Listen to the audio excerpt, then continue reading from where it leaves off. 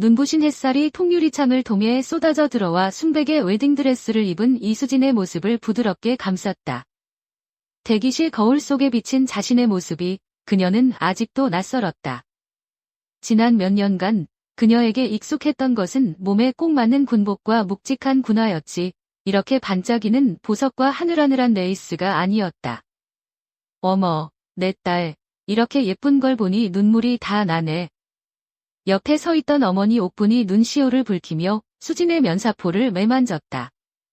고생만 하던 딸이 마침내 세상에서 가장 다정한 남자를 만나 행복을 찾는 날이었다. 고생 많았는데 이제 정말 행복만 해야지, 알았지? 그 말에 수진은 애써 미소를 지으며 어머니의 손을 꼭 잡았다. 바로 그때 대기실 문이 조심스럽게 열리고 박현우가 들어왔다. 세상 가장 행복한 미소를 띤 그는 수진의 모습에 잠시 말을 잃고 감탄했다. 수진아, 정말 여신이 따로 없네. 그는 다가와 수진의 앞에 한쪽 무릎을 꿇고는 그녀의 손등에 가볍게 입을 맞췄다. 세상에서 가장 아름다운 내 신부. 이 손 평생 놓지 않을게. 이제 내가 무슨 일이 있어도 당신을 지켜줄 거야. 그의 다정한 목소리와 흔들림 없는 눈빛에 수진의 마음이 따뜻하게 녹아내렸다. 그래, 이제 그녀는 더 이상 위험한 전장을 누비던 특전사 이수진이 아니었다. 한 남자의 사랑받는 아내, 이수진이었다. 그녀의 험난했던 과거는 이제 이 남자의 사랑 안에서 모두 치유될 것만 같았다. 잠시 후, 웅장한 파이프 오르간 소리와 함께 결혼식의 시작을 알렸다. 예식홀의 육중한 문이 열리고 수진은 아버지의 손을 잡고 하객들의 축복 속에서 천천히 버진 로드를 걸었다. 하객들의 감탄 어린 시선, 터지는 카메라 플래시, 향기로운 꽃내음. 모든 것이 꿈처럼 완벽했다. 제단 끝에는 그녀의 세상이 되어줄 남자, 박현우가 환한 미소로 그녀를 기다리고 있었다. 주례 앞에 나란히 선 두 사람은 서로의 눈을 바라보며 영원한 사랑을 맹세했다. 나 박현우는 이수진을 아내로 맞아 기쁠 때나 슬플 때나 부유할 때나 가난할 때나 건강할 때나 아플 때나 그 어떤 시련이 닥쳐도 그녀를 사랑하고 신뢰하며 영원히 그녀의 곁을 지킬 것을 맹세합니다. 나 이수진은 박현우를 남편으로 맞아 영원히 그를 사랑하고 신뢰하며 그의 가장 든든한 동반자가 될 것을 맹세합니다. 두 사람의 목소리는 진심으로 가득 차 있었고 하객들은 뜨거운 박수를 보냈다. 마침내 주례의 엄숙한 선언이 울려 퍼졌다. 이제 두 사람은 부부가 되었음을 선포합니다. 현우가 조심스럽게 수진의 면사포를 들어 올리고 두 사람의 입술이 부드럽게 포개졌다. 세상이 멈춘 듯한 완벽한 행복의 순간이었다. 결혼 행진곡이 다시 울려 퍼지고 두 사람은 서로의 팔짱을 낀 채 하객들의 축복을 받으며 행진했다. 그들의 얼굴에는 미래에 대한 희망과 설렘만이 가득했다. 이 완벽한 날, 그 어떤 불행도 비집고 들어올 틈은 없어 보였다. 바로 그 순간이었다.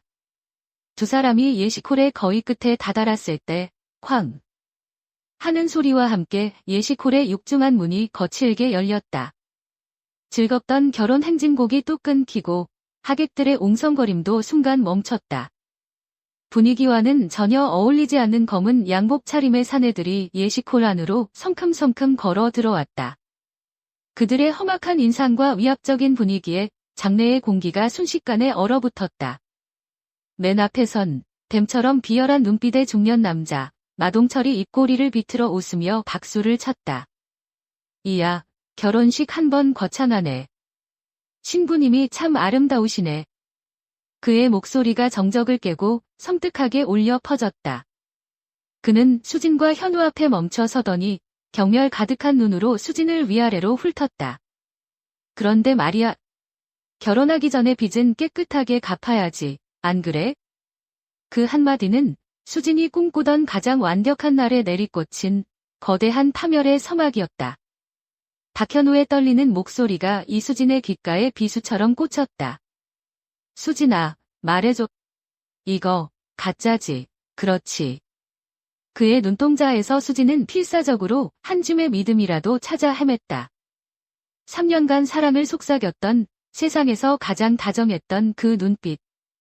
하지만 그곳에 남은 것은 의심과 혐오가 뒤섞인 차가운 심연뿐이었다. 세상이 빙글빙글 돌았다. 하객들의 수군거림, 터지는 카메라 플래시, 이 모든 것이 비현실적인 소음처럼 멀어져 갔다. 그녀가 사랑했던 남자는 지금 그녀를 잠재적 범죄자, 혹은 더러운 과거를 숨긴 사기꾼으로 보고 있었다. 그녀가 내뱉을 수 있는 말은 고작 이것뿐이었다. 나는 몰라요. 자신의 귀에도 거짓말처럼 들리는 힘없는 속삭임이었다. 억울함을 호소하기에는 목이 메었고 변명하기에는 머릿속이 하얗게 비어버렸다. 바로 그 순간 그녀가 절망으로 얼어붙은 틈을 타 마동철의 부하 하나가 굶주린 늑대처럼 달려들었다. 인연이 어디서 아직도 순진한 척이야. 그의 더러운 손이 그녀의 드레스를 향하는 찰나 수진의 눈빛이 변했다. 순간 띵드레스를 입은 연약한 신부는 사라지고 혹독한 훈련으로 생사를 넘나들던 특전사 용사의 본능이 피어올랐다. 시간은 찰나였지만 그녀의 몸은 이미 반응하고 있었다. 가볍게 몸을 틀어 남자의 손목을 낚아챈 그녀는 그대로 팔꿈치 관절을 꺾어버렸다. 뚜둑. 뼈가 어긋나는 소름 끼치는 소리와 함께 남자의 처절한 비명이 예시콜에 울려 퍼졌다. 이런 미친... 쉴 틈도 없이 다른 덩치가 욕설을 뱉으며 덮쳐왔다. 수지는 거추장스러운 드레스 자락을 오히려 무기처럼 걷어차 올려 그의 시야를 가린 뒤 비어있는 그의 명치에 정확하게 손날을 꽂아 넣었다. 컵. 소리도 제대로 내지 못하고 두 번째 남자가 바닥에 쓰러져 새우처럼 몸을 말았다. 순식간에 벌어진 일에 하객들은 경악하며 비명을 질렀다. 일부는 휴대폰을 꺼내 이 믿을 수 없는 광경을 찍기 시작했다. 5초도 안 되는 시간에 건장한 남자 둘이 나가 떨어지다니. 이것이 바로 그녀, 이수진의 진짜 모습이었다. 잠시나마 예시콜의 공기는 그녀의 것이었다. 하지만 여기는 전장이 아니었다. 몸을 조이는 드레스와 아찔한 높이의 하이힐은 이제 그녀의 가장 큰 적이었다. 그녀의 놀라운 전투 능력에 잠시 주춤했던 나머지 4명의 건달들이 마동철의 눈짓에 정신을 차렸다. 전연잡아. 그들은 욕설을 내뱉으며 동시에 사방에서 그녀를 덮쳤다. 수지는 맹수처럼 저항했다. 하이힐을 벗어 던져 무기처럼 휘둘렀고 드레스가 찢어지는 것도 아랑곳하지 않고 발차기를 날렸다. 하지만 결국 수적 열쇠와 불편한 옷은 극복할 수 없는 벽이었다. 그녀의 팔과 다리는 이내 거친 손길에 붙잡히고 말았다. 현우 씨. 수지는 필사적으로 마지막 남은 희망을 쥐어짜 그를 향해 외쳤다. 도와달라는 절박한 외침이었다. 지금이라도 그가 달려와 내 아내에게서 손떼 라고 외쳐준다면 이 모든 악몽을 이겨낼 수 있을 것 같았다. 하지만 그녀의 눈에 비친 것은 세상에서 가장 잔인한 광경이었다. 현우는 미동도 하지 않았다. 그의 얼굴에는 분노를 넘어선 역겨움과 모든 것을 끝내려는 차가운 결심만이 가득했다. 그는 수진을 지키기는커녕 오히려 한 걸음 뒤로 물러섰다. 그의 입에서 낮은 목소리가 흘러나왔다. 어떻게 나한테 이럴 수가 있어? 그것은 상처받은 연인의 목소리가 아니었다. 자신의 명예와 자존심이 짓밟혔다고 생각하는 남자의 치욕에 찬 목소리였다. 그리고는 천천히, 아주 천천히 자신의 손가락에서 결혼 반지를 빼냈다. 몇 분 전까지만 해도 영원한 사랑을 맹세하며 빛나던 다이아몬드가 이제는 경멸을 담은 얼음 조각처럼 보였다. 수진의 심장이 쿵 하고 바닥으로 떨어졌다. 안 돼. 제발. 그는 반지를 바닥에 떨어뜨렸다. 쨍그랑. 새하얀 대리석 바닥에 부딪힌 반지가 내는 파열음은 갑자기 찾아온 정적 속에서 천둥처럼 울렸다. 그 소리는 두 사람의 3년의 사랑이, 수진의 마지막 희망이 산산조각 나는 소리였다. 그 순간 수진의 내면에서 무언가 툭 하고 끊어졌다. 저항하던 몸의 힘이 모두 빠져나갔다. 눈에서 눈물이 폭포수처럼 흘러내렸다. 현우는 단 한마디도 없이 돌아섰다. 그는 겁에 질린 하객들을 해치고 예식홀 문을 향해 걸어갔다. 뒤도 돌아보지 않았다. 안 돼. 현우 씨. 가지 마. 제발. 내 말 좀 들어줘. 수진의 절규가 그의 등 뒤에 메아리 쳤지만 그는 차갑게 사라져버렸다. 완벽한 배신이었다. 세상 전부였던 사람에게 버림받는다는 것이 어떤 고통인지 그녀는 뼈저리게 깨달았다. 수진의 저항 의지가 완전히 꺾인 것을 확인한 마동철이 만족스러운 미소를 지으며 명령했다. 자, 쇼는 끝났다. 끌고 가. 건달들은 기다렸다는 듯이 케이블 타이로 그녀의 손을 단단히 묶었다. 그리고는 축 늘어진 그녀를 짐짝처럼 끌고 가기 시작했다. 몇 분 전 세상에서 가장 행복한 신부로 걸었던 그 버진로드를 이제는 절망에 빠진 포로가 되어 끌려갔다. 찢어진 드레스 자락이 바닥에 쓸리며 더러워졌다. 그때 충격에서 벗어난 그녀의 어머니 옥분이 뛰쳐나왔다. 안 돼. 내 딸. 내 딸한테서 당장 떨어져, 이 악마들아. 예순의 노무는 필사적으로 딸에게 달려들어 건달들을 떼어내려 했다. 하지만 건달 하나가 귀찮다는 듯 그녀를 거칠게 밀쳐냈다. 어머니. 수진의 비명과 함께 옥부는 힘없이 차가운 대리석 바닥에 나뒹굴었다. 그녀의 낡은 한복 소매가 바닥에 쓸려 긁혔지만 아픔보다 더 큰 절망이 그녀를 덮쳤다. 수진은 그 모습을 속수무책으로 지켜볼 수밖에 없었다. 그녀는 예식홀 밖으로 질질 끌려나와 대기하고 있던 검은색 승합차 뒷좌석에 던져졌다. 쾅! 무거운 차 문이 닫히는 소리와 함께 그녀의 절규는 어둠 속에 갇혔다. 세상은 완벽한 암흑으로 변했다. 타이어가 아스팔트를 긁는 날카로운 소음과 함께 검은색 트럭은 한 줄기 검은 연기를 내뿜으며 시야에서 사라졌다. 아수라장이 된 예식홀에는 하객들의 옹성거림과 바닥에 주저앉아 수진아, 내 딸을 부르짖는 옥분의 처절한 울음소리만이 남아있었다. 바로 그때 멀리서 희미한 사이렌 소리가 들려오기 시작했다. 점점 더 가까워지는 그 소리는 구원의 신호였지만 이미 모든 것이 끝난 뒤였다. 경찰이 오고 있었다. 하지만 이 끔찍한 배신과 납치극은 앞으로 닥쳐올 거대한 비극의 서막에 불과했다. 진짜 이야기는 이제부터 시작될 것이었다. 요란한 사이렌 소리가 아수라장이 된 웨딩홀의 공기를 갈랐다.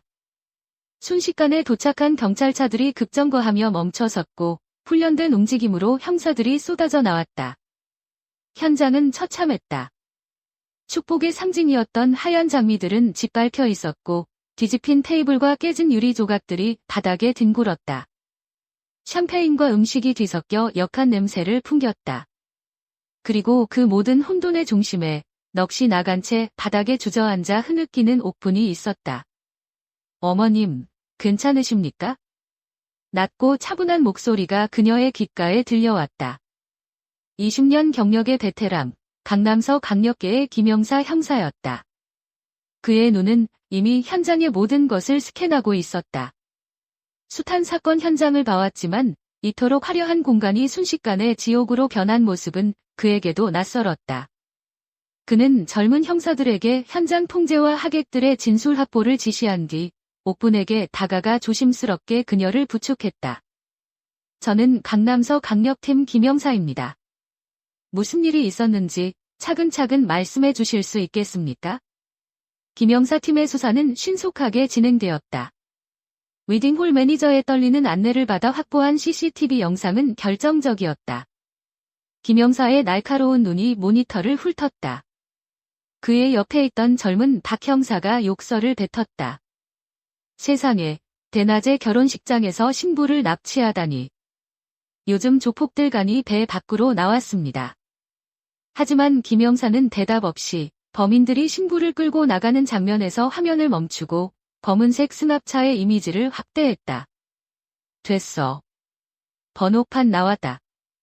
그의 목소리에 힘이 실렸다. 그는 즉시 무전기를 들었다. 상황실, 차량 번호 전달한다. 82가 1234, 지금 즉시 전국에 수배령 내려. 용의자들은 극히 위험하다. 총기 소지 가능성도 배제하지 마. 잠시 후 옥부는 차가운 공기가 감도는 경찰서 조사실에 앉아 있었다. 김영사가 건넨 따뜻한 물컵을 든 그녀의 손이 여전히 사시나무처럼 떨리고 있었다. 어머님, 마음은 아프시겠지만 정확한 진술이 따님을 찾는데 가장 중요합니다. 김영사가 입을 열었다. 그의 목소리는 부드러웠지만 그 안에는 사건의 핵심을 꿰뚫으려는 날카로움이 있었다. 따님에게 원한을 가질 만한 사람이 있습니까? 10억이라는 빚, 평범한 사람이 감당할 수 있는 액수가 아닙니다.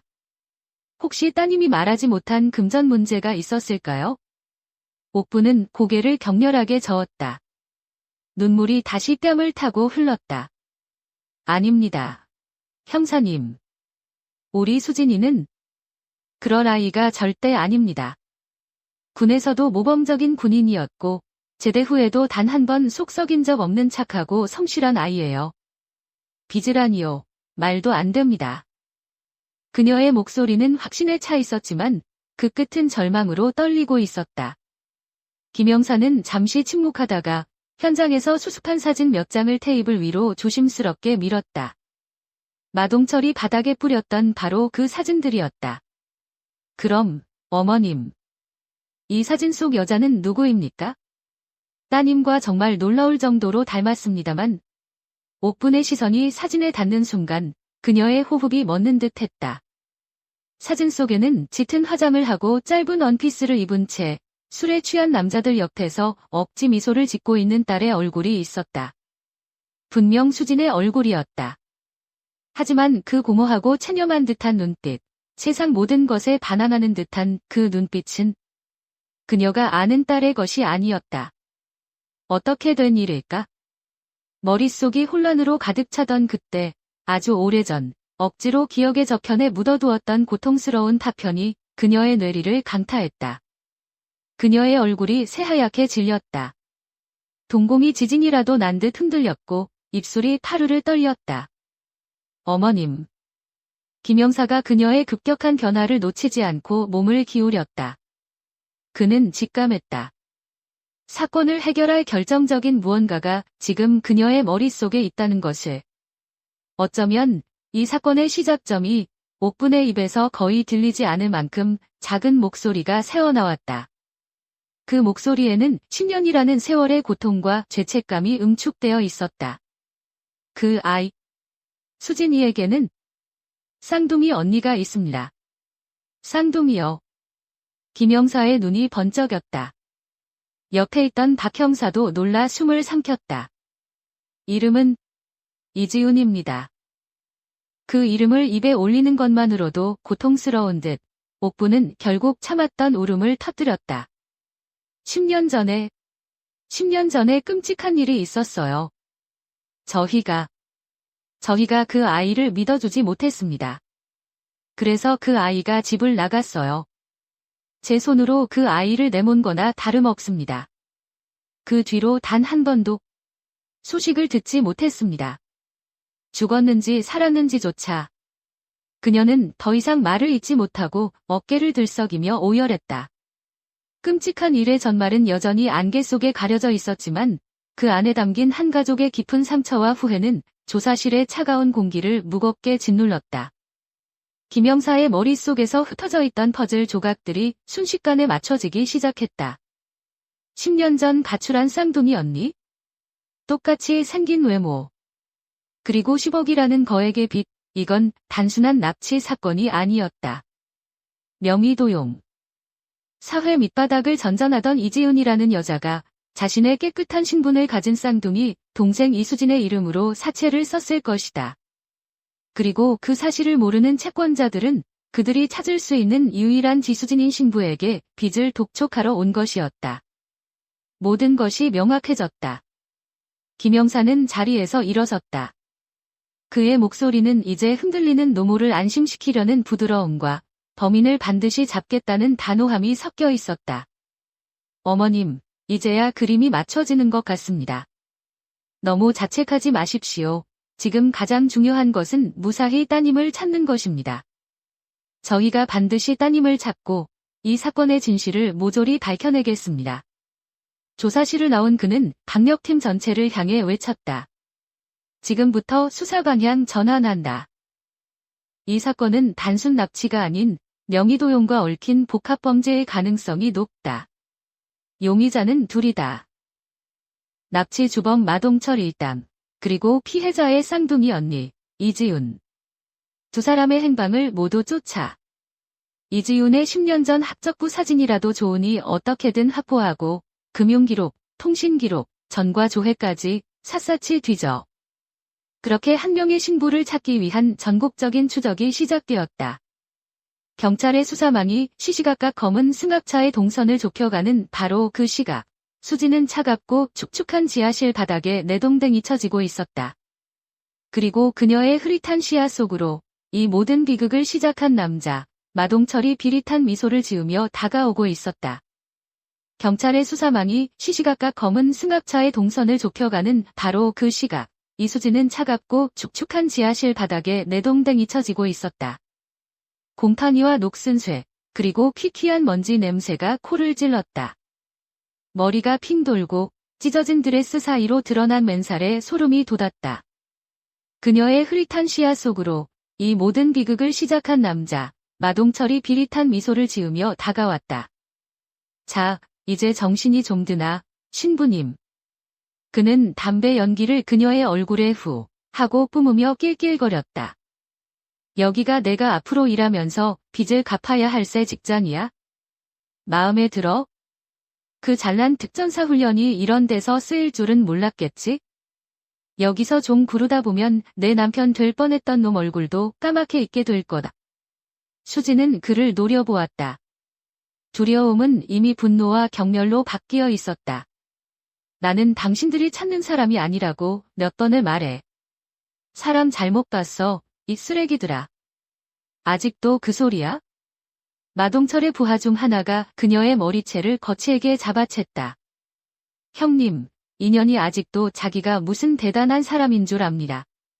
그는 수진의 얼굴 바로 앞에 결혼식장에서 뿌렸던 그 사진들을 다시 들이밀었다. 이래도 내가 아니야?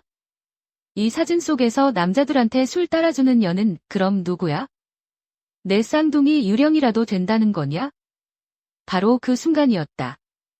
어두컴컴한 지하실, 깜빡이는 백열등 불빛 아래에서 수진의 특전사 시절 단련된 날카로운 시력이 무언가를 포착했다. 결혼식장의 혼란 속에서는 미쳐보지 못했던 아주 작은 디테일, 사진 속 여자의 왼쪽 눈 바로 아래, 눈물처럼 찍혀있는 작은 점, 눈물점. 그것은 그녀, 이수진에게는 없는 점이었다. 하지만 그녀의 기억 속에 희미하게 남아있는 10년 전의 언니에게는 분명히 있었던 점이었다. 언니 이지유는 어릴 적부터 그 점을 콤플렉스라며 컨실러로 가리려고 애썼다. 그 기억이 번개처럼 뇌리를 스쳤다. 온몸에 소름이 돋았다. 혼란과 공포, 그리고 아주 희미한 희망이 뒤섞인 깨달음. 그녀는 미친 사람처럼 소리쳤다. 이건 내가 아니야. 이건 내 언니, 이지윤이라고. 눈 밑에 점, 안 보여? 똑똑히 봐, 이 등신들아. 난 이런 거 없어. 그녀의 절규에 마동철은 잠시 멈칫했다. 그는 부하의 손에서 사진을 낚아채 자신의 눈앞에 가져다 댔다. 희미한 불빛 아래 사진 속 여자의 눈 밑에 정말 작은 점이 보였다. 하지만 그의 얼굴에 떠올랐던 짧은 의심은 곧 더 큰 조롱으로 바뀌었다. 하. 쌍둥이. 야, 내가 무슨 삼류 드라마를 찍는 거냐? 그런 유치한 변명이 통할 것 같아. 이 바닥에서 20년이야. 너 같은 년들 레퍼토리는 뻔하다고. 인연이 아주 끝까지 발악을 하는군. 그는 부하들에게 덕짓했다. 좋아, 말이 안 통하면 몸으로 가르쳐줘야지. 인연이 다시는 헛소리 못하게 아주 기억에 남는 결혼 선물이나 해주라고. 건달들이 음흉한 미소를 지으며 그녀에게 다가오는 순간이었다. 밖에서 희미하게 개 짖는 소리가 들리는가 싶더니 이내 모든 소음을 압도하는 굉음이 터져나왔다. 황. 지하실의 낡은 철문이 거대한 폭발음과 함께 종잇장처럼 찢겨나갔다. 섬광탄이 터지며 지하실 전체가 순간적으로 하얗게 변했고 귀를 찢는 굉음이 울려 퍼졌다. 경찰이다. 모두 엎드려. 손머리 위로 올려. 검은색 전투복을 입은 SWAT 대원들이 일사불란하게 지하실로 쏟아져 들어왔다. 어둠 속에서 그들의 레이저 포인터가 붉은 점이 되어 조폭들의 가슴을 겨눴다. 순식간에 벌어진 일에 마동철과 부하들은 혼비백산했다. 몇몇이 저항하려 했지만 경찰 특공대의 압도적인 무력 앞에 추풍낙엽처럼 쓰러져 나갔다. 그 혼란의 와중에도 수진의 눈은 냉정하게 상황을 주시하고 있었다. 그녀는 한 조폭이 제압당하는 척하다가 허리춤에서 단도를 뽑아들고 젊은 특공대원의 등 뒤로 몰래 다가가는 것을 포착했다. 뒤에 그녀가 소리칠 틈도 없이 몸이 먼저 반응했다. 의자에 묶인 채였지만 그녀는 단련된 코어 근육의 힘으로 의자를 박차며 그대로 뒤로 넘어졌다. 그녀의 의자가 조폭의 정강이를 정확하게 후려쳤고 균형을 잃은 조폭이 비틀거리는 순간 젊은 특공대원이 몸을 돌려 그의 손목을 꺾고 단도를 떼앗아 완벽하게 제압했다. 젊은 대원은 놀란 눈으로 수진을 향해 짧게 고개를 끄덕였다. 존경의 의미가 담긴 눈빛이었다. 곧이어 특공대장으로 보이는 박준호 팀장이 그녀에게 다가와 전투용 나이프로 케이블 타이를 단번에 끊어주었다. 괜찮으십니까, 이수진 씨?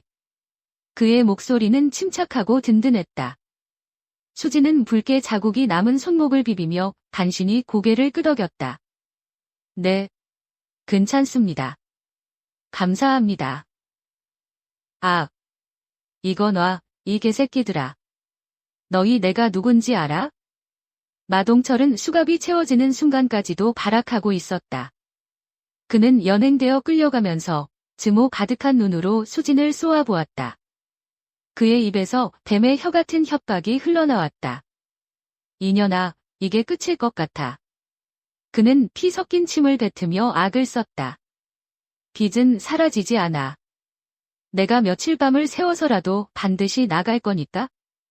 그때는 내년이든 내년 그 쌍둥이 언니라는 년이든 내가 반드시 찾아가서 이자까지 쳐서 받아낼 테다. 지옥 끝까지라도 쫓아갈 거야. 그의 저주 섞인 협박이 축축한 지하실 공기 중에 섬뜩하게 울려 퍼졌다. 잠시 후 지하실 밖으로 나온 수진은 눈부신 경찰차 경광등 불빛에 눈을 찡그렸다. 그녀는 담요를 뒤집어 쓴 채 구급차로 향하고 있었다. 바로 그때 경찰차에서 내린 오픈이 그녀를 발견하고 달려왔다. 수진아. 내 딸. 괜찮아. 다친 데는 없어? 옥부는 딸을 부둥켜 안고 오열했다. 흙먼지와 곰팡이 냄새가 밴 딸의 몸에서 그녀는 그동안 잃어버렸던 온기를 느꼈다. 수진 역시 어머니의 품에 안겨 그동안 참아왔던 눈물을 터뜨렸다.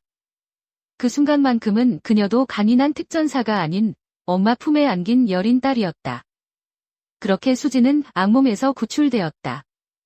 하지만 그녀가 어머니의 품에서 안도의 눈물을 흘리는 바로 그 시각, 서울의 한 어둡고 피퀴한 PC방 구석에서 한 여자가 자신의 얼굴과 똑같이 생긴 신부의 납치 소식을 인터넷 뉴스로 보며 파랗게 질려가고 있었다. 그녀의 왼쪽 눈 밑에는 아주 작은 점 하나가 선명했다. 수진의 악몽이 끝나는 순간 또 다른 누군가의 악몽이 비로소 시작되고 있었다. 과연 10년 전 이 두 자매에게는 무슨 일이 있었던 걸까? 신부 이씨, 폭력 조직의 납치, 경찰, 대대적 수사 착수.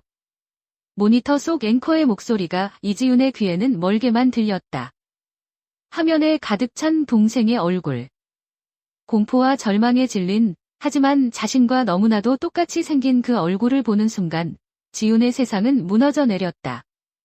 나 때문에 수진이가 심장이 얼음장처럼 차가워지고 숨이 턱 막혔다. 일주일 전 마동철의 소굴에서 겨우 도망쳐 나와 찜질방과 PC방을 전전하며 숨죽여 지내왔다. 하지만 이건 아니었다. 자신의 죄 때문에 아무 상관없는 동생이 지옥을 겪게 될 줄은 상상도 못했다. 더 이상 숨어 있을 수는 없었다. 만약 여러분이라면 자신의 잘못으로 가족이 지옥에 빠진 것을 알게 되었을 때 계속 숨어 있을 수 있겠는가? 지우는 자리에서 비틀거리며 일어났다. 그녀는 낡은 가방에서 자신의 유일한 재산이자 지난 10년간의 지옥을 함께 견뎌준 낡고해진 곰이념을 꺼내 품에 안았다. 그리고 결심했다. 자신이 시작한 이 비극을 자신의 손으로 끝내야만 한다고. 그녀가 예전에 살던 동네로 향하는 버스 안, 창밖으로 보이는 평화로운 풍경이 비수처럼 그녀의 가슴을 찔렀다. 웃으며 걸어가는 가족들, 다정하게 손을 잡은 연인들. 그녀가 10년 전에 내던져 버린 세상이었다. 수많은 밤, 동생 수진과 어머니를 그리워하며 눈물로 베개를 적셨지만 돌아갈 용기는 없었다. 하지만 오늘은 달랐다. 오늘은 용기가 아니라 반드시 짊어져야 할 책임이었다. 그날 밤, 수진과 어머니 옥부는 경찰서를 다녀온 뒤 망연자실한 채 집에 앉아 있었다. 엉망이 된 웨딩드레스는 구석에 벗어 던져졌지만 그날의 충격은 집안 공기 중에 무겁게 떠다녔다. TV에서는 온종일 수진의 결혼식 납치 사건에 대한 뉴스가 흘러나왔다. 바로 그때였다. 똑오똑 누군가 현관문을 두드리는 소리가 들렸다. 너무나도 조심스럽고 희미해서 환청인가 싶을 정도의 소리였다. 수진과 옥부는 서로를 마주 보았다. 이 시간에 찾아올 사람은 없었다. 혹시 또 그놈들일까? 수진이 경계하며 현관문으로 다가갔다. 누구세요? 그녀의 목소리는 날카로웠다. 문 밖에서는 아무 대답이 없었다. 대신 문을 긁는 듯한 작은 소리만 이어졌다. 수진은 잠시 망설이다 조심스럽게 문을 열었다. 그리고 그 자리에 얼어붙었다. 문 밖에는 한 여자가 서 있었다. 10년의 세월에 무참히 짓밟힌 수척하고 남루한 모습의 여자. 계절에 맞지 않는 야른 옷, 겁에 질린 눈, 깊게 파인 피로의 흔적. 하지만 그 얼굴은 거울을 보는 것처럼 자신과 똑같았다. 그녀의 왼쪽 눈 밑, 그 익숙한 위치에 찍힌 작은 점만 빼면. 언니? 수진의 입에서 믿을 수 없다는 듯한 속삭임이 새어나왔다. 그것은 질문이 아니라 잊었던 과거의 이름을 힘겹게 꺼내보는 것에 가까웠다. 그 목소리에 문 앞에 서 있던 이지우는 더 이상 버티지 못하고 무너져 내렸다. 그녀는 그대로 수진의 발 앞에 무릎을 꿇었다. 그녀의 품에 안겨있던 낡은 곰인형이 바닥으로 툭 하고 떨어졌다. 수진아. 엄마. 내가 잘못했어. 다 나 때문이야. 미안해. 정말 미안해. 지훈의 입에서는 사과라기보다는 처절한 통곡이 터져나왔다. 그녀는 바닥에 이마를 찌으며 용서를 빌었다. 소란의 거실에서 나온 옥분 역시 그 자리에 얼어붙었다. 10년 만에 마주한 큰딸의 모습. 죽었을지도 모른다고 생각했던, 하지만 단 하루도 잊어본 적 없던 그 얼굴. 분노와 그리움, 원망과 안도감이 뒤섞인 감정이 폭풍처럼 휘몰아쳤다. 이 나쁜 년. 옥부는 소리치며 달려들었다. 하지만 그녀의 주먹은 매가 되지 못했다. 대신 그녀는 딸의 등을 끌어안고 함께 오열하기 시작했다. 어디서 뭘 하고 다닌 거야, 이 독한 년아. 10년 동안. 내가 어떻게 우리한테 이럴 수가 있어. 그녀는 딸의 등을 세차게 두드리며 울었다. 그것은 분노의 매질이자 잃어버렸던 딸의 온기를 확인하는 절박한 몸짓이었다. 한참의 통곡이 지나고 세 사람은 거실에 마주 앉았다. 지우는 고개를 들지 못했다. 그녀의 이야기는 충격적이었다. 모든 것은 그녀가 공장에서 악착같이 일해 모은 돈으로 겨우 얻은 옥탑방의 전세금을 집주인이 들고 달아나는 깡통 전세 사기로 날리면서 시작되었다. 수중에 남은 돈 한 푼 없이 길거리에 나앉게 된 절망 속에서 그녀는 지푸라기라도 잡는 심정으로 지인이 추천한 물라이트 코인이라는 것에 마지막 남은 돈과 지인들에게 빌린 돈까지 끌어모아 투자했다. 물론 그것 역시 교묘한 사기였다. 인생 역전의 마지막 기회라는 말에 속았어요. 한 달에 40% 수익. 지금 생각하면 말도 안 되는데 그때는 제정신이 아니었어요. 뭐라도 잡고 싶었고 그게 썩은 도마줄인 줄도 몰랐어요. 하지만 이미 신용불량자였던 그녀에게 돈을 빌려줄 곳은 없었다. 그때 그녀는 악마 같은 생각을 떠올렸다. 단 한 번도 사회의 때를 묻히지 않은 깨끗한 신분을 가진 쌍둥이 동생, 이수진. 수진이 너의 이름으로는 돈을 빌릴 수 있을 것 같았어. 정말 미안해. 금방 갚을 수 있을 거라고 생각했어? 코인으로 몇 대 불려서 이자 내고 원금 갚고 그러면 다 괜찮아질 거라고. 바보 같은 생각이었지. 그녀는 결국 동생의 이름으로 악덕 사채업자인 마동철에게 10억이라는 거액을 빌렸다. 하지만 코인 사기는 터졌고 그녀는 눈덩이처럼 불어나는 빚을 감당하지 못해 마동철의 술집에서 일하며 감금 생활을 해야 했다. 그녀의 고백은 끝없이 이어졌다. 수지는 아무 말도 할 수 없었다. 그녀의 시선은 바닥에 떨어진 낡은 곰인형에 고정되어 있었다. 18살 생일, 자신이 아르바이트해서 번 돈으로 언니에게 선물했던 바로 그 곰인형. 한쪽 눈의 단추는 떨어져 나갔고 털은 때에 절어 뭉쳐 있었다. 언니는 지난 10년의 지옥 같은 시간 속에서도 이 곰인형 하나만을 간직하고 있었던 것이다. 그 사실이 수진의 마음속에 남아있던 마지막 분노마저 녹여내렸다. 분노의 자리에는 깊은 슬픔과 연민이 차올랐다. 긴 고백이 끝났다. 거실에는 새 여자의 흐느낌만이 가득했다. 지우는 흐느끼며 말했다. 내가 경찰서에 가서 다 자수할게. 더 이상 너한테 피해주지 않을게.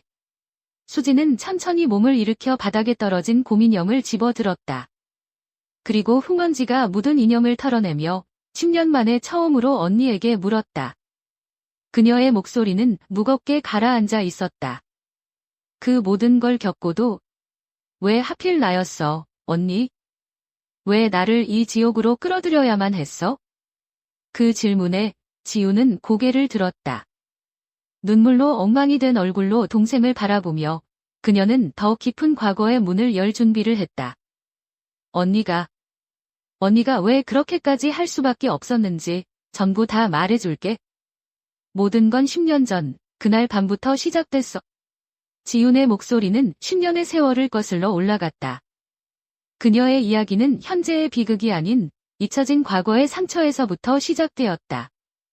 언니가 왜 그렇게까지 할 수밖에 없었는지 전부 다 말해줄게. 모든 건 10년 전, 그날 밤부터 시작됐어. 10년 전, 서울의 낡은 다세대 주택. 그곳에는 똑같이 생긴 두 자매가 살고 있었다. 언니 지우는 활발하고 대담했다. 불의를 보면 참지 못했고 언제나 소심하고 내성적인 동생 수진의 든든한 보호자였다. 수진이 학교에서 짓궂은 남학생들에게 놀림을 당할 때면 언제나 지훈이 나타나 그들 앞을 막아섰다. 내 동생한테 까불지 마. 지훈의 당찬 한마디면 덩치 큰 남학생들도 꼬리를 내리고 도망가기 일쑤였다. 수진에게 언니는 세상의 전부였고 어떤 어려움도 막아주는 무적의 방패였다. 어느 늦은 오후, 자매는 옥상 평상에 나란히 앉아 있었다. 지우는 수진에게 호신술이라며 어설픈 동작을 가르치고 있었다.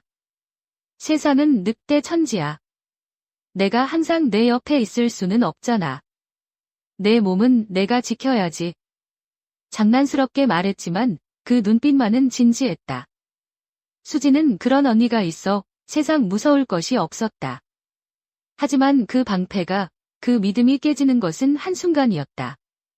그날도 그랬다. 지우는 학교 후문에서 울고 있는 1학년 후배를 발견했다. 교복 소매는 뜯어져 있었고 얼굴에는 눈물 자국이 상념했다. 지우는 그냥 지나치지 못했다. 누가 그랬어? 그녀의 물음에 후배는 겁에 질린 채 2학년 불량 서클의 선배들을 가리켰다. 지우는 망설이지 않았다. 그녀는 곧장 그들이 모여 담배를 피우고 있던 화장실로 향했다. 너희들 재밌냐? 약한 애들 돈 떼고 괴롭히는 게 그렇게 재밌어? 불량 서클의 리더였던 나니가 비웃으며 그녀에게 다가왔다. 어쭈, 이지훈. 내가 무슨 정의의 사도라도 돼? 상황은 험악해졌고 결국 몸싸움으로 번졌다. 지우는 혼자서 3명을 상대했지만 결국 그 싸움은 다른 학생들이 몰려오면서 중단되었다. 하지만 문제는 그 다음이었다. 라니와 그 일당들은 선생님에게 달려가 지훈이 아무 이유 없이 자신들을 공격했다고 거짓말을 했다. 목격한 학생들 중 다수는 불량 서클이 무서워 침묵하거나 그들의 말에 동조했다. 결국 지훈은 가해자로 낙인 찍혔다.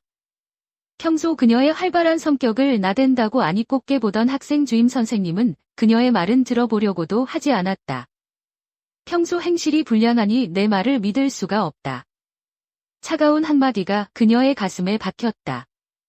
그날 저녁, 집은 지옥이었다. 학교에 연락을 받은 아버지는 노발대발했다. 학교에서까지 말썽이야.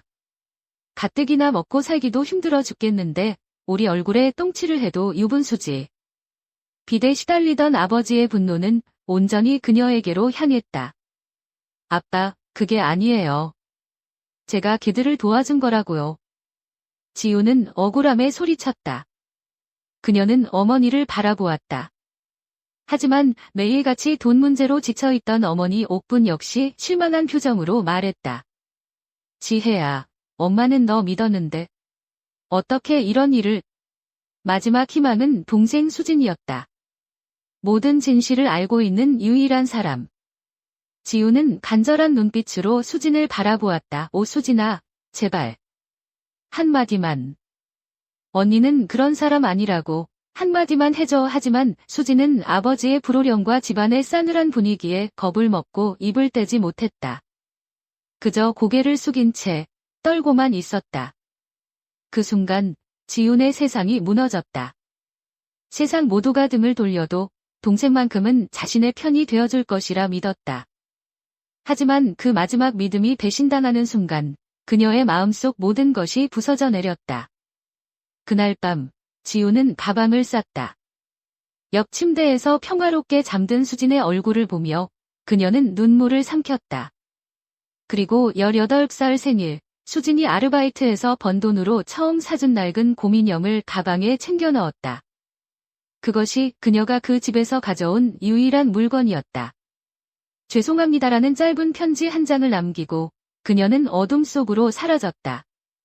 그 후 10년은 그야말로 지옥이었다. 가출 소녀에게 세상은 냉혹했다. 식당 주방, 공장, 건설 현장. 그녀는 남자들도 힘들어하는 굳은 일을 닥치는 대로 했다. 잠은 곰팡내 나는 고시원 쪽방에서 해결했고 하루 한 끼를 라면으로 때우는 날이 허다했다. 그렇게 5년을 악착같이 모아 드디어 5천만 원이라는 돈을 손에 쥐었다. 그녀는 드디어 지긋지긋한 쪽방 생활을 청산하고 작은 옥탑방이라도 전세로 얻어 사람답게 살고 싶었다. 작은 화분을 키우고 아침 햇살을 받으며 일어나고 싶었다. 하지만 세상은 그녀를 가만두지 않았다. 그녀의 전 재산이었던 전세 보증금은 집주인이 작정하고 버린 깡통 전세 사기에 고스란히 날아가 버렸다. 하루아침에 전 재산과 살 곳을 모두 잃은 그녀는 다시 길거리로 나앉았다. 절망 속에서 그녀는 마지막 지푸라기라도 잡는 심정으로 원금 보장, 월 40% 수익이라는 말에 속아 물라이트 코인이라는 금융사기에 남은 돈과 지인에게 빌린 돈까지 모두 투자했다. 결과는 물론 파멸이었다. 이제 그녀에게 남은 것은 수천만 원의 빚뿐이었다. 신용불량자가 된 그녀에게 돈을 빌려줄 곳은 없었다. 매일같이 빚 독촉에 시달리던 어느 날 그녀는 사채업자 사무실에서 우연히 한 가지 사실을 알게 되었다. 바로 신용이 깨끗한 사람의 명의만 있으면 추가 대출이 가능하다는 것이었다. 그때 악마가 속삭였다. 그녀의 머릿속에 단 한 번도 사회에 때를 묻히지 않은 특전사 출신이라는 완벽한 신용을 가진 쌍둥이 동생 이수진의 이름이 떠올랐다. 수진이 이름이라면 가능할지도 몰라. 딱 한 번만. 이번에 빌려서 코인으로 대박나면 원금 갚고 이자까지 쳐서 주고 아무도 모를 거야의 스스로를 합리화하며 그녀는 결국 돌이킬 수 없는 죄를 저질렀다. 동생의 신분증 사진을 이용해 악덕 사채업자 마동철에게 동생의 이름으로 10억을 빌린 것이다. 그녀는 손을 떨며 계약서에 기수진이라는 세 글자를 적었다.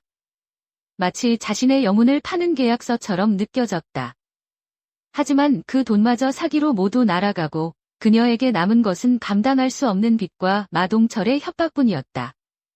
결국 그녀는 그의 술집에서 일하며 빚을 갚으라는 협박에 시달리다 모든 것을 포기하고 도망쳤던 것이다. 이야기는 끝났다. 10년이라는 긴 세월의 고통이 거실의 공기를 무겁게 짓눌렀다. 옥부는 딸의 기구한 운명에 가슴을 치며 울었고 수지는 말이 없었다. 그녀는 그저 언니가 10년간 품고 다녔을 낡은 곰이념을 말없이 쓰다듬을 뿐이었다. 수지는 마침내 입을 열었다. 그녀의 목소리는 슬픔과 후회로 가득 차 있었다. 언니, 미안해. 내가 그때 아버지 앞에서 언니 편을 들어줬어야 했는데 내가 너무 비겁했어. 지우는 고개를 저었다. 아니야, 수진아. 다 내 잘못이야. 내가 겪은 고통이 내가 너에게 저지른 죄를 정당화할 수는 없어. 이제부터라도 바로잡아야 해. 그녀는 결심한 듯 두 사람을 바라보며 말했다. 우선 현우 씨부터 만나야겠어. 그 사람한테 가서 모든 걸 말하고 용서를 빌어야 해. 마치 자신의 영혼을 파는 계약서처럼 느껴졌다. 하지만 그 돈마저 사기로 모두 날아가고 그녀에게 남은 것은 감당할 수 없는 빚과 마동철의 협박뿐이었다. 결국 그녀는 그의 술집에서 일하며 빚을 갚으라는 협박에 시달리다 모든 것을 포기하고 도망쳤던 것이다. 이야기는 끝났다. 10년이라는 긴 세월의 고통이 거실의 공기를 무겁게 짓눌렀다. 옥부는 딸의 기구한 운명에 가슴을 치며 울었고 수지는 말이 없었다. 그녀는 그저 언니가 10년간 품고 다녔을 낡은 곰이념을 말없이 쓰다듬을 뿐이었다. 수지는 마침내 입을 열었다. 그녀의 목소리는 슬픔과 후회로 가득 차 있었다. 언니, 미안해. 내가 그때 아버지 앞에서 언니 편을 들어줬어야 했는데 내가 너무 비겁했어. 지우는 고개를 저었다. 아니야, 수진아. 다 내 잘못이야. 내가 겪은 고통이 내가 너에게 저지른 죄를 정당화할 수는 없어. 이제부터라도 바로잡아야 해.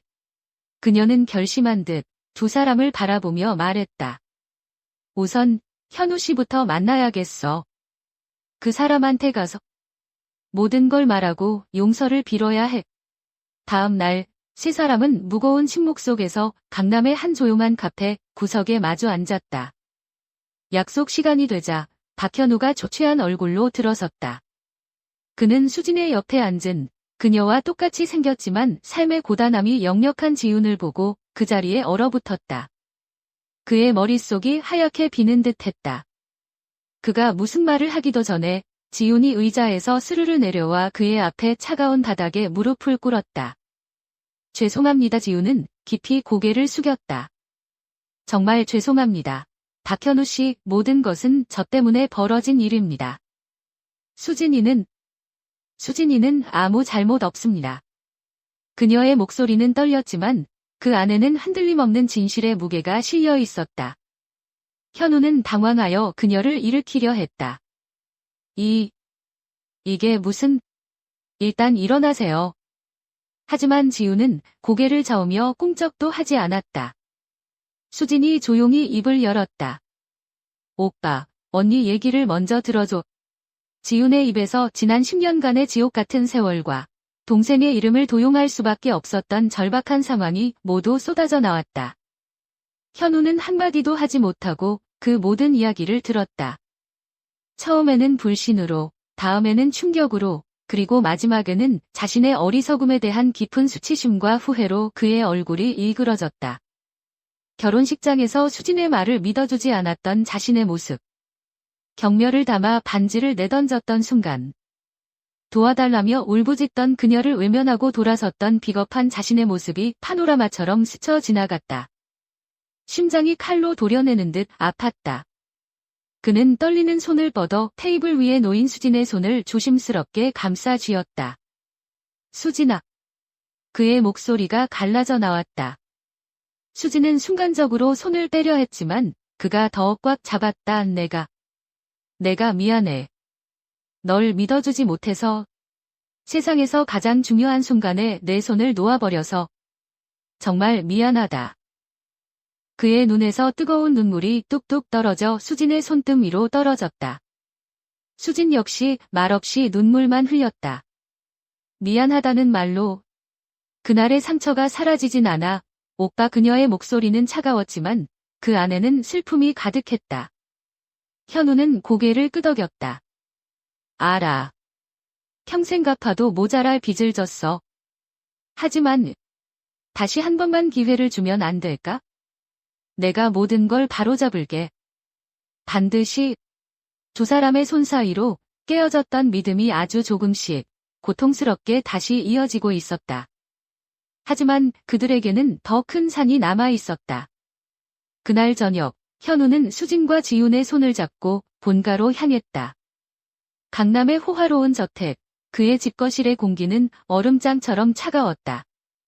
그의 아버지인 박 회장은 엄격한 얼굴로 아들을 노려보고 있었고, 어머니는 우아했지만 냉담한 표정으로 소파에 앉아 있었다. 현우가 모든 자초지종을 설명하자 박 회장은 테이블이 부서져라 내리쳤다. 미쳤구나. 내가 지금 제정신이야? 사기꾼에 조폭까지 엮인 그런 집안과 우리 집안을 엮겠다고? 우리 가문에 먹칠할 일 있어? 어머니가 날카로운 목소리로 거들었다. 현우야, 세상에 여자가 그 아이 하나뿐이니? 어디서 근본도 모르는 사채업자랑 엮인 애를 며느리로 들여? 우리 집안 격 떨어지는 소리 안 들리니? 지금까지 부모님의 뜻을 한 번도 거역한 적 없었던 현우였다. 하지만 그는 이번만큼은 물러설 수 없었다. 그는 자리에서 일어섰다. 아버지, 어머니. 제가 사랑하는 사람은 이수진입니다. 그녀의 가족이 어떤 과거를 가졌든 수진 씨는 제가 아는 가장 강하고 올곧은 사람입니다. 제가 지켜주지 못했을 때도 그녀는 혼자서 모든 걸 이겨내려 했습니다. 그런 사람을 제가 어떻게 버립니까? 그의 목소리는 단호했다. 제가 결혼식장에서 버린 건 수진 씨에 대한 믿음이었습니다. 아버지와 어머니가 지금 버리려는 것도 똑같습니다. 사람 그 자체가 아니라 그 사람의 배경과 조건만 보고 판단하시는 거잖아요. 저는 그렇게 살지 않겠습니다. 박 회장의 분노가 극에 달했다. 그렇다면 그 여자와 우리 가문 둘 중 하나를 선택해라. 그 여자와 결혼하겠다면 이 집안의 모든 지원과 상속은 없는 줄 알아라. 너는 더 이상 내 아들이 아니다. 그것은 최후 통첩이었다. 하지만 현우의 눈빛은 흔들리지 않았다. 그렇게 하겠습니다. 모두가 놀랐다. 특히 수진과 지우는 숨을 삼켰다. 돈과 명예보다 제가 믿음을 저버렸던 사람에게 다시 한번 기회를 얻는 것이 저에게는 더 중요합니다. 아버지의 아들로 사는 것보다 수진 씨의 남편으로 살겠습니다. 현우는 부모님을 향해 깊게 허리를 숙였다. 그동안 키워주셔서 감사했습니다. 그는 더 이상 망설이지 않았다. 그는 수진과 지훈의 손을 잡고 그들을 일으켜 세웠다. 그리고 충격과 분노로 굳어버린 부모님을 뒤로 한 채 저택의 문을 향해 걸어갔다. 그의 행동은 수진에게는 꺼져가던 사랑의 불씨를 되살리는 뜨거운 불길이었고, 지훈에게는 자신의 죄가 한 남자의 인생까지 망가뜨렸다는 죄책감과 동시에 동생의 곁에 이런 사람이 있다는 것에 대한 작은 위안을 주었다. 현우는 단 하나의 가방만 챙겨 그가 태어나고 자란 집을 나왔다. 그의 등 뒤로 어머니의 울음소리가 희미하게 들려왔지만 그는 돌아보지 않았다. 그는 자신의 선택을 했다. 다음 날 아침 새로운 결심을 한 또 다른 사람이 있었다. 지우는 수진과 어머니의 손을 잡고 서울지방경찰청의 높고 차가운 건물 앞에 섰다. 이제 그녀 스스로 과거의 죗값을 치를 시간이었다. 지우는 민원실 접수 창구 앞에 서서 떨리는 목소리로 말했다. 자수하러 왔습니다. 그녀의 말에 담당 경찰관의 눈이 동그래졌다. 잠시 후 그녀는 익숙한 얼굴, 김영사 형사 앞에 앉아 있었다. 김 형사는 그녀가 내미는 신분증을 보고는 말없이 고개를 끄덕였다. 그는 지훈에게 아무것도 묻지 않고 그녀의 이야기가 시작되기를 기다려주었다. 지훈은 지난 10년간의 모든 것을 단 하나도 숨기지 않고 털어놓았다. 명의를 도용한 과정, 마동철에게서 돈을 빌린 경위, 그리고 그들의 불법적인 영업 방식까지. 그녀의 진술은 마동철 일당의 불법 고리대금업과 폭행, 협박 혐의를 입증할 결정적인 증거가 되었다. 법의 심판은 냉정했지만 온기가 없는 것은 아니었다. 재판이 열리는 날, 방청석에는 수진과 옥분, 그리고 모든 것을 버리고 수진의 곁을 지킨 현우가 앉아 있었다. 검사는 지훈의 사문서 위조 및 명의도용 혐의에 대해 징역형을 구형했다. 하지만 그녀의 변호사는 그녀가 극심한 생활고와 연이은 사기 피해로 인해 심신이 미약한 상태에서 저지른 범행이었으며 스스로 자수하고 수사에 적극 협조한 점을 들어 선처를 호소했다. 마지막 최후 진술의 기회가 주어졌다. 지훈은 자리에서 일어나 판사를 바라보았다. 저는 제가 저지른 모든 잘못을 인정하고 깊이 반성합니다. 그 어떤 이유로도 제 죄가 정당화될 수 없음을 압니다. 특히 아무 잘못 없는 제 동생에게 씻을 수 없는 상처를 준 것이 가장 죄송합니다. 남은 인생 동안 제 동생과 가족에게 속죄하며 살겠습니다. 그녀의 진심 어린 목소리가 법정에 울려 퍼졌다. 며칠 후 판결이 내려졌다. 징역 1년에 집행유예 2년, 그리고 사회봉사 120시간. 실형을 면한 것이다. 판사는 피고인의 진심 어린 반성을 창작하나 사회의 진 빚은 반드시 갚아야 할 것이라는 말을 덧붙였다. 그날 이후 지훈의 진짜 속죄가 시작되었다. 그녀는 한 노인복지관에서 사회봉사를 시작했다. 거동이 불편한 어르신들의 식사를 돕고 말벗이 되어드리고 굳은 청소도 마다하지 않았다. 처음에는 어색하고 힘들었지만 시간이 지나면서 그녀는 잊고 있던 감정을 되찾기 시작했다. 누군가에게 필요한 존재가 된다는 것, 진심으로 고맙다는 말을 듣는 것이 얼마나 큰 기쁨인지를. 한 치매 할머니는 그녀를 볼 때마다 세상을 떠난 자신의 딸 이름으로 부르며 손을 잡았다. 지훈은 할머니를 정정하는 대신 그저 미소 지으며 그 손을 더 꽉 잡아들였다. 그녀는 다른 사람의 상처를 보듬으며 역설적으로 자신의 상처를 치유하고 있었다. 120시간의 사회봉사가 끝났을 때 복지관 관장은 그녀의 성실함에 감동하여 그녀에게 정식 직원 자리를 제안했다. 비록 박봉이었지만 지훈은 눈물을 흘리며 그 제안을 받아들였다. 10년 만에 처음으로 그녀는 세상에 자신의 자리가 있다는 것을 느꼈다. 또한 변호사를 통해 마동철의 비 문제도 해결되었다.